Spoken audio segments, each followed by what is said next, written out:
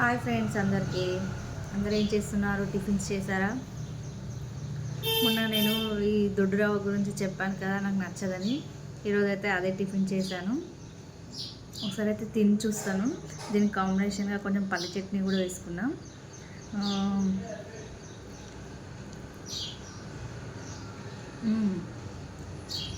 అప్పుడు నచ్చలే, కానీ ఇప్పుడు చాలా బాగుంది. అంటే వాళ్ళు చేసే విధానమే నాకు నచ్చలేదు, కానీ చాలా టేస్టీగా ఉంది. ఇంకా పల్లి చట్నీతో కూడా ట్రై చేస్తాను.